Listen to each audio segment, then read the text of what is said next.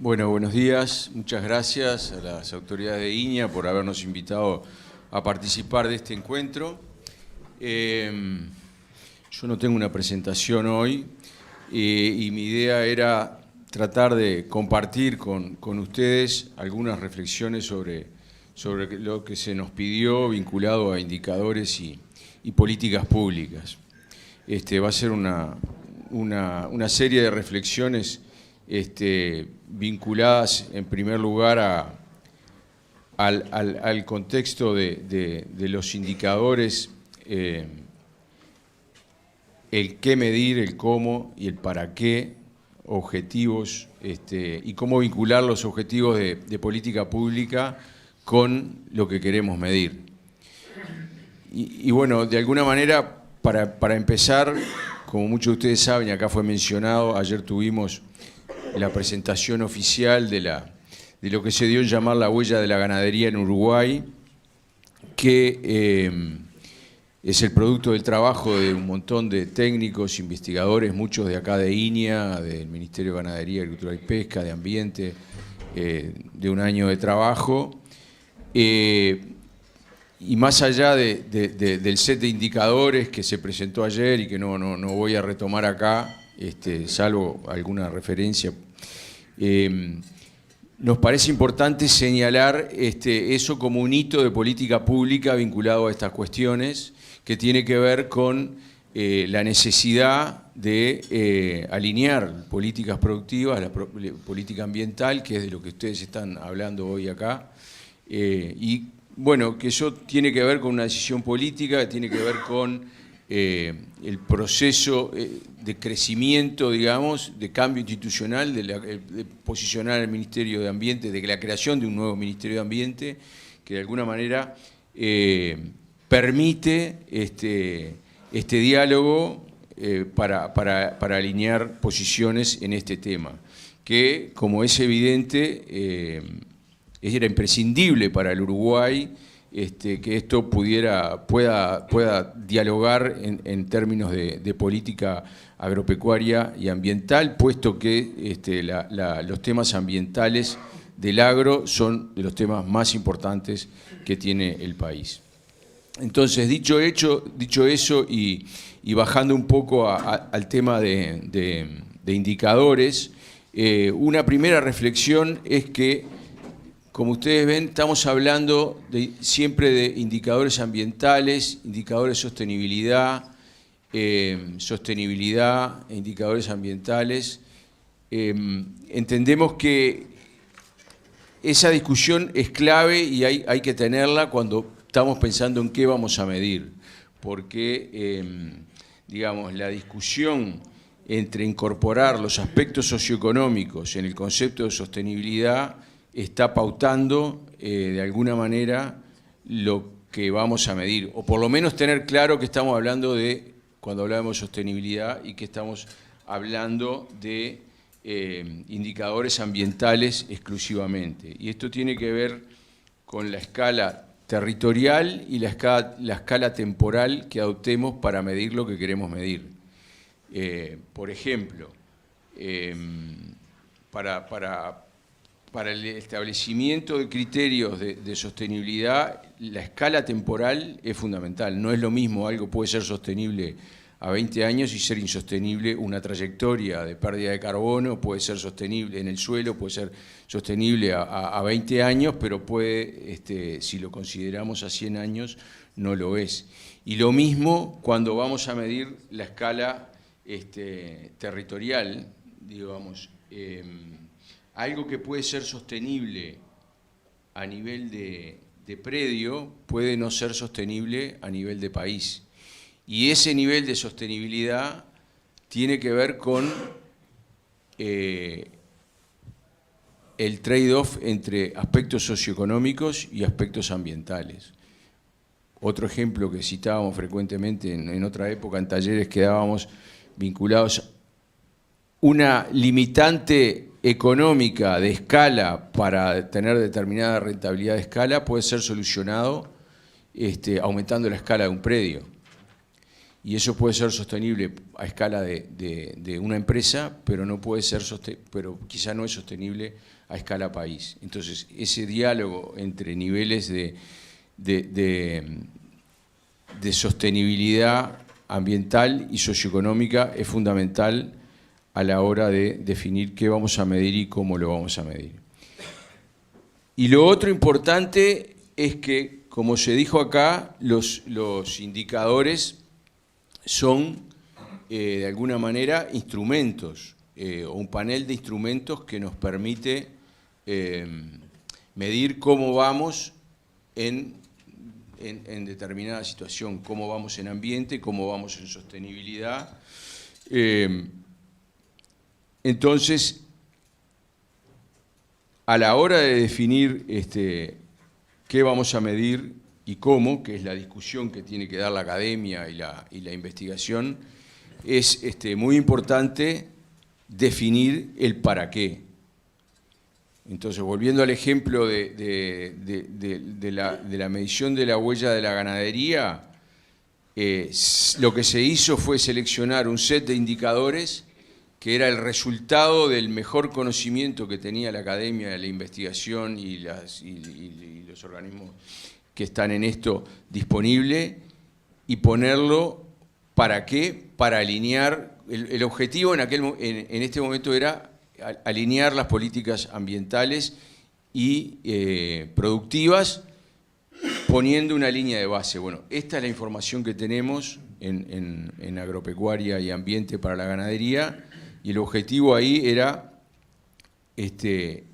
empezar a alinear políticas. Entonces, eso fue el objetivo y de alguna manera se logró. Eso tendrá que ser mejorado, sin duda. Ya se han identificado cuestiones de mejora para incorporar al proceso de medición de la huella, pero allí el objetivo era sentar una línea de base para alineamiento de las políticas. Pero pensando en el futuro, lo importante en cómo definir los indicadores es establecer objetivos. Y ahí, en términos de política pública, hay que saber y conocer que hay objetivos pautados en temas vinculados con cambio climático, en emisiones gaseosas. El país establece sus políticas de mitigación y adaptación a cambio climático en escalas temporales. A 2025 se están empezando a discutir las de 2030. Desde el punto de vista ambiental también hay establecimiento de metas y objetivos para conservación de biodiversidad. El país tenía una estrategia 2016-2020 que ahora comienza en un replanteo para definición de metas de conservación de biodiversidad a 2030, que tienen que estar alineadas con la Convención de Diversidad Biológica, que cierra su ciclo de negociaciones ahora en diciembre.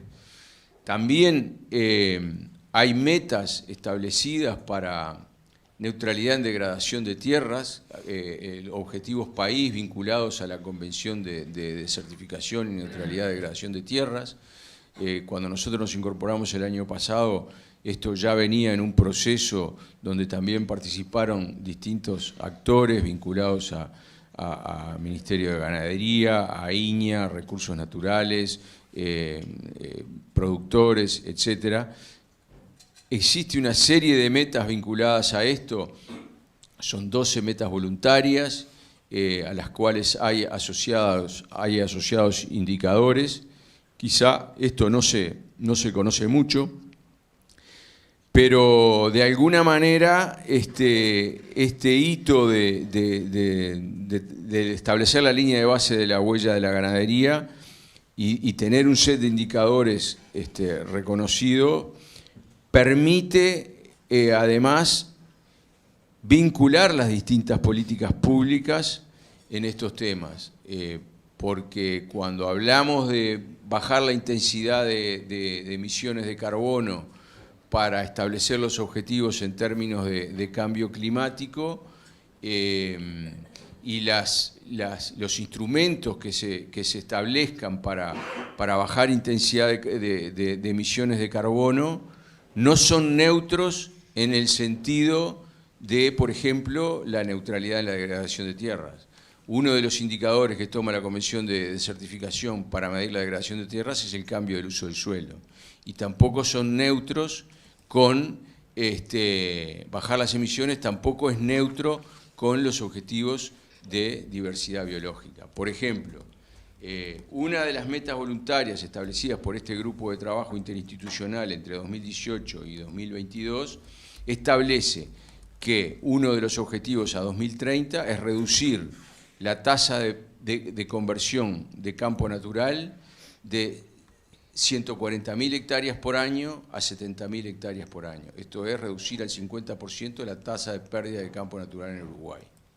Ayer presentamos que en Uruguay quedan 9.100.000 y algunas mil hectáreas de campo natural. Entonces, y tenemos una meta de bajar la reducción en 10 años al 50%.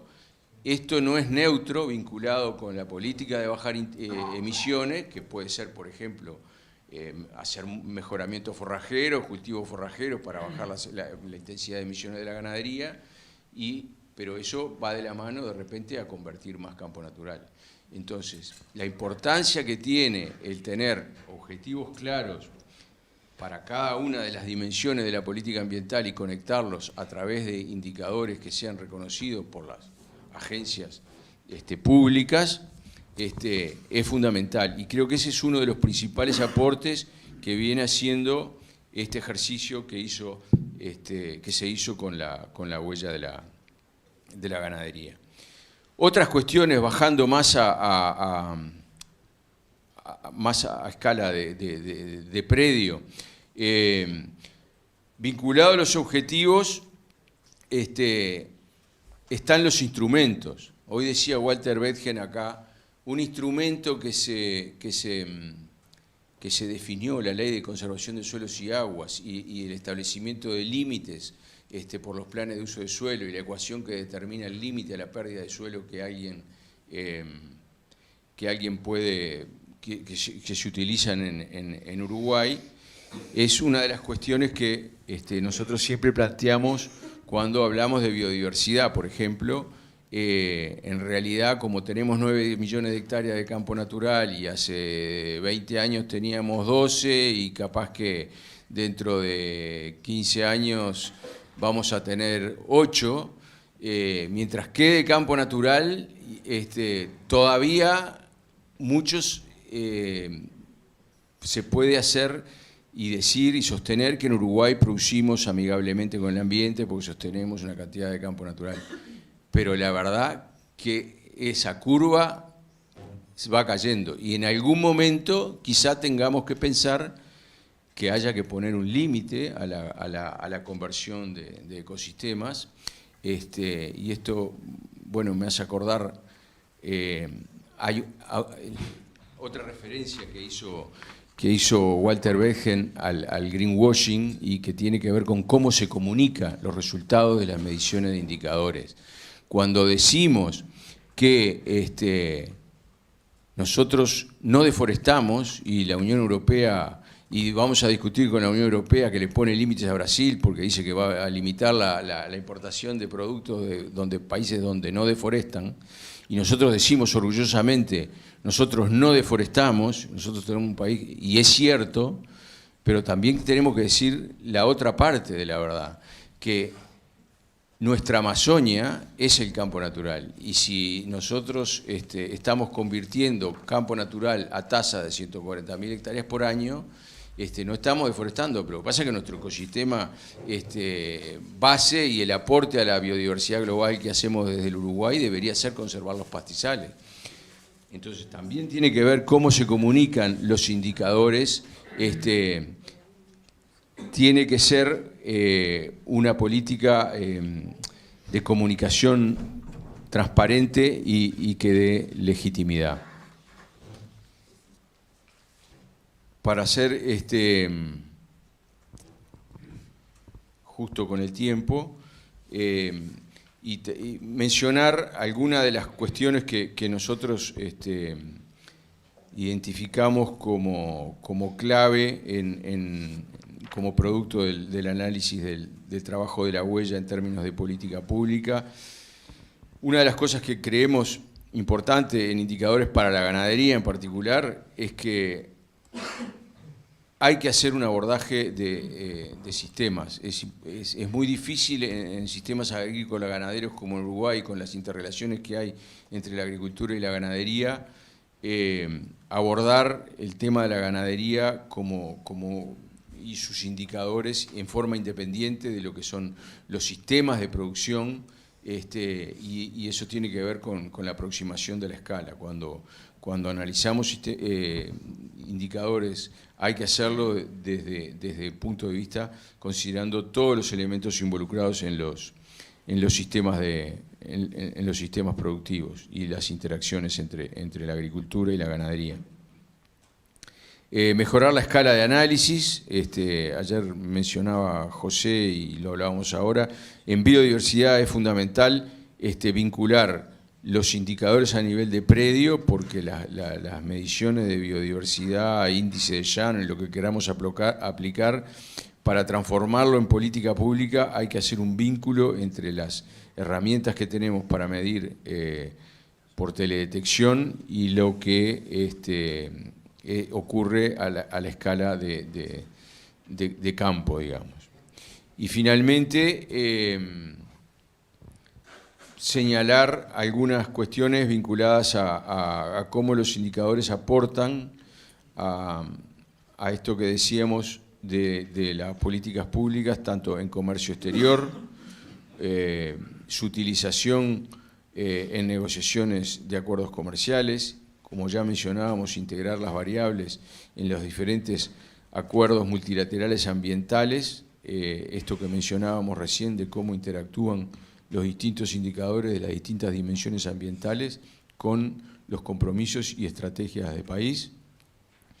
Obviamente el rol que juegan en la planificación de política, o que podrían jugar en la planificación de política agropecuaria a nivel de política pública, definiendo esto que mencionábamos, bueno, trayectorias de intensificación sostenible, como se ha dado en llamar, y cómo modelar qué va a pasar con la dinámica de engorde a corral, por ejemplo, y cómo eso define resultados de sustentabilidad.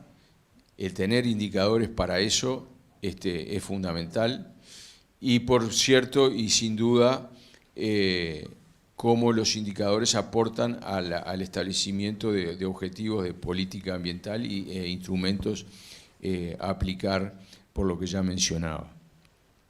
Así que bueno, creo que estamos en los 15 minutos. Dejo por acá y quedo atento a alguna pregunta que pueda surgir. Bien, bueno, muchas gracias, doctor Hevia.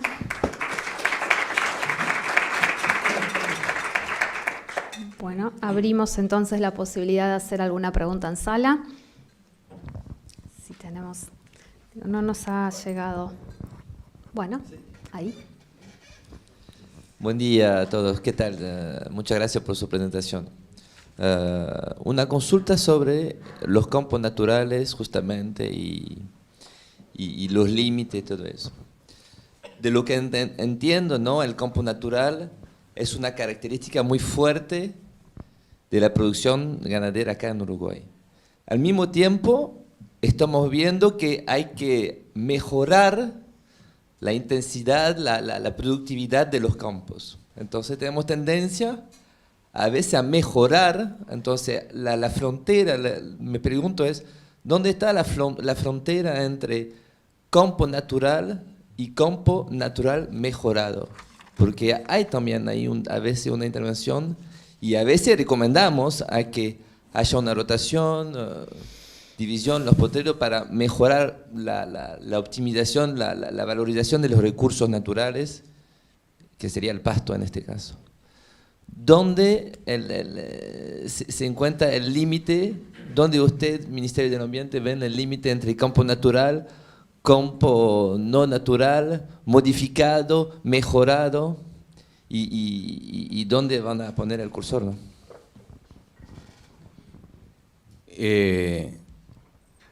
A ver, en primer lugar, bueno, distinciones que aquí en Uruguay se conocen por el uso, digamos, ¿a qué le llamamos campo natural mejorado? Hay grandes definiciones.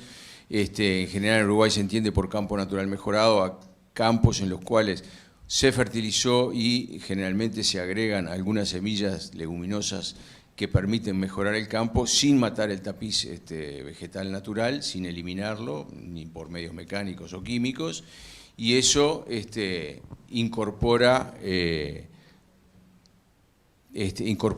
especies mejoradoras. Ahí tenemos en el trabajo de medición de la huella una restricción, cosas a mejorar en la medición, de cómo ver eso a nivel, lo que se hizo fue medir el estado de situación del campo natural a partir de teledetección, y ahí hay márgenes de error. Cuando uno mira un Lotus Rincón o un campo mejorado con Lotus Rincón, depende de la época del año que lo vea, lo interpreta la teledetección como campo natural o no. Ahí hay un trabajo de dimensión, de mejoramiento de cómo medir el indicador. Pero yendo más, entiendo yo, a su pregunta, es también otra de las cuestiones que tenemos que aterrizar cuando hablamos de evaluación y de sustentabilidad. Estamos empezando a desarrollar un proyecto ahora con apoyo del GEF, en el cual los objetivos que ese proyecto tiene es mejorar o incorporar 150.000 hectáreas de predios a producción sostenible. Y el proceso que estamos ahora en la división del Ministerio es decir, bueno, ¿qué criterios vamos a aplicar para decir esto es sostenible o no es sostenible en términos de producción ganadera, o podemos plantearlo en producción agrícola?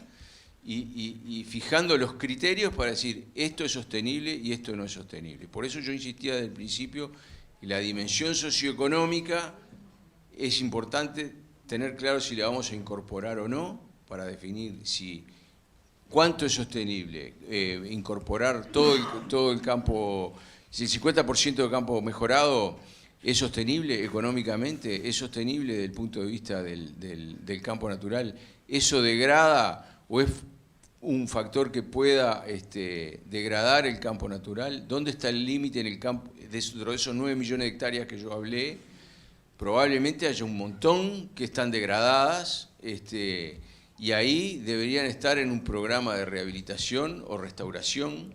Entonces, a medida que bajamos las escalas, los indicadores son distintos, y los marcos a aplicar para definir qué es sostenible y qué no, también son distintos. No sé si te contesté la pregunta, pero todas esas variables están en juego cuando decimos esto es campo natural mejorado, o cuando decimos algo tan simple como intensificación sostenible. Todas esas cuestiones tienen que estar claras para actuar sobre eso y ir en algún sentido. Gracias, doctor Hevia.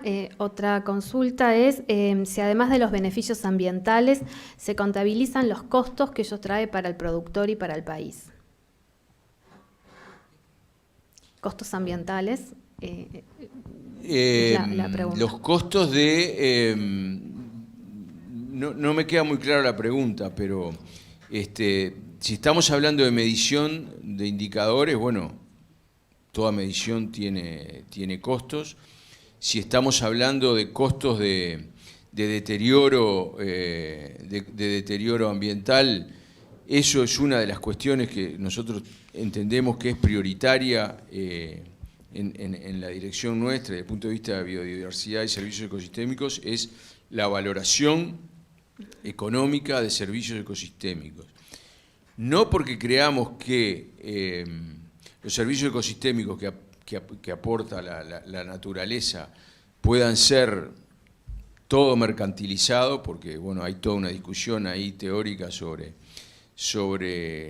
la sustentabilidad fuerte o la sustentabilidad débil, o sea, si el capital puede, porque estamos viviendo cosas distintas, capital natural y capital construido, pero sí creemos que la valoración de los servicios ecosistémicos es importante para que la sociedad pueda entender y valorar, pasado a pesos, qué es lo que se pierde en términos de retención de nutrientes o de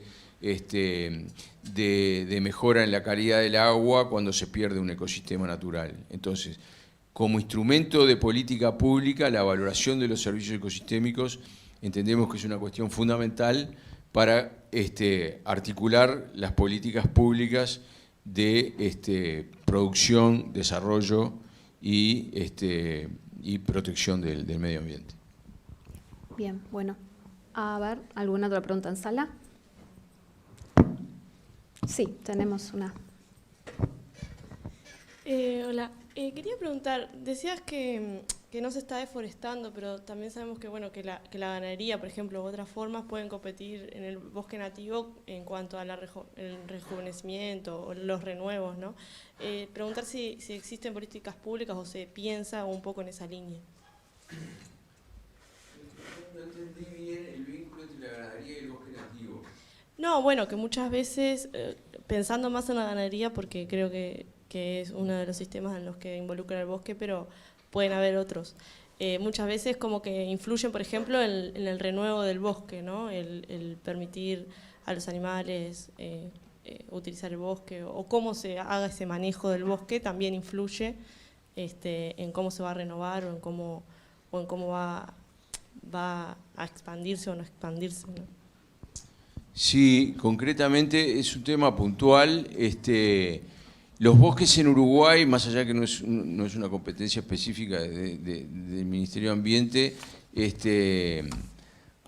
hay un tema de incremento en la extensión de área de bosques y también un incremento marcado en la degradación del bosque nativo por el avance de especies exóticas invasoras.